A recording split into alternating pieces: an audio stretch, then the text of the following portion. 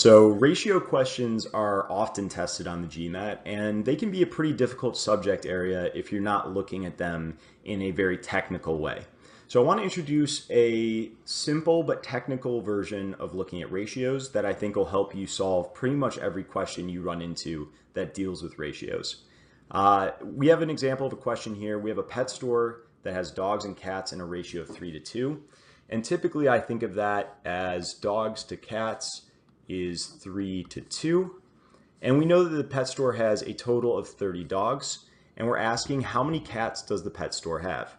So I want to introduce a small concept that I think has big implications, and that is to think of ratios instead of being simply 3:2 as being 3x to 2x. And this means that the total of the ratio could be represented as 5x also, because 3x plus 2x is equal to 5x. And if we know this, we know a few things. We know that the number of dogs will always be a multiple of 3 if x is a whole number, an integer. And we know the number of cats will always be a multiple of 2. And we know that the total will always be a multiple of 5. And this can be really useful on certain ratio questions. So this is the first thing that we look at. And now if we look at the information we were provided in the question stem, which is the total number of dogs is equal to 30, well, we know dogs is represented by 3x. So 3x equals 30.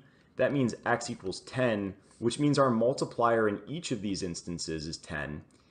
So I can plug that in and get 3 times 10 for dogs, which we know is 30, 2 times 10 for cats, which we know is 20, and 5 times 10 for the total, which is equal to 50. And that makes sense because 30 to 20 is a 3:2 ratio. And the total number of animals would, of course, then be 50 if you add those up. So it's just a slightly more technical way of thinking about it. All you're really looking to solve is this multiplier. And in the next video, I'm going to talk about one way in which data sufficiency can make this slightly less obvious while still giving you sufficient information.